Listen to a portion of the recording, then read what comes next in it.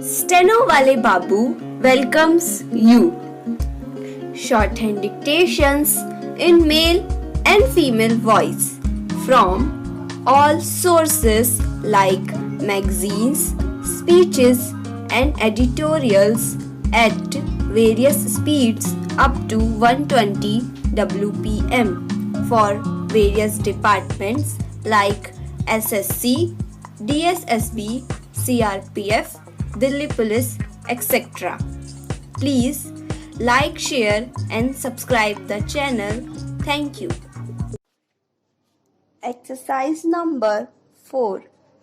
Honorable member will remember that on one occasion he told us, not only on his behalf but responsibly and authoritatively on behalf of others too, that we should adopt the city-state formula.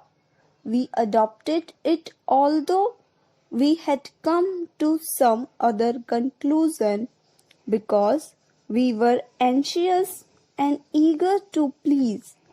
But not 48 hours had passed when we were told, no go back upon that.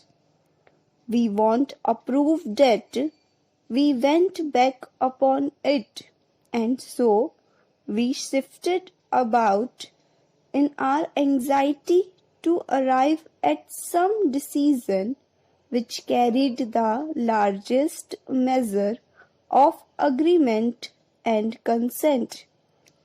The honorable member referred to what he called two crucial decisions which were taken without consultation.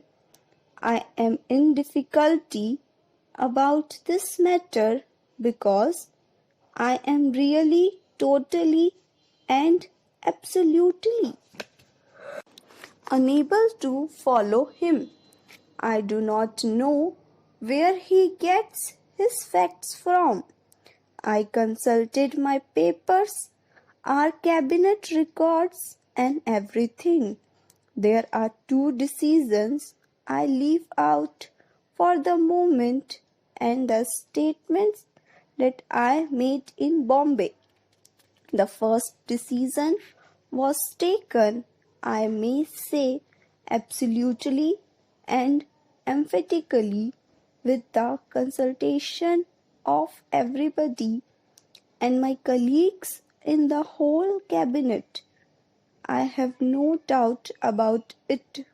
Finally, this bill itself was placed before the cabinet. The bill, after all, contains the decision on Bombay, and it was the cabinet that adopted it before it came to this house. That is the usual procedure.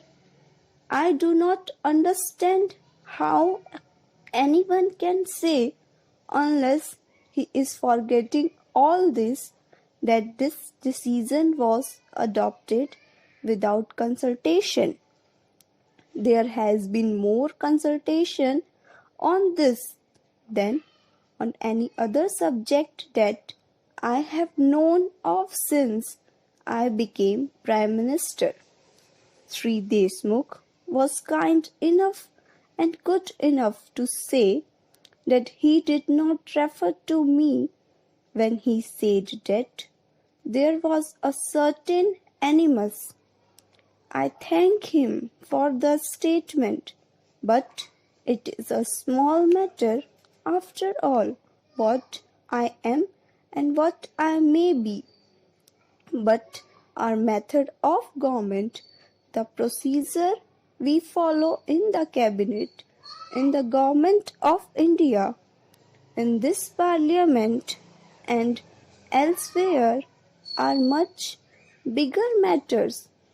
Are we following wrong procedures? Are we overriding everybody and imposing some individual will, mine or a small committee's will over this parliament, over the government, over the country. That is a vital matter. It is more vital than, I say, this whole state's reorganization bill. If we go wrong, how are we to function? It is a serious charge the honourable member has made. It is not easy to reply to it and to justify my own conduct, but I feel he has not assured justice. Thank you.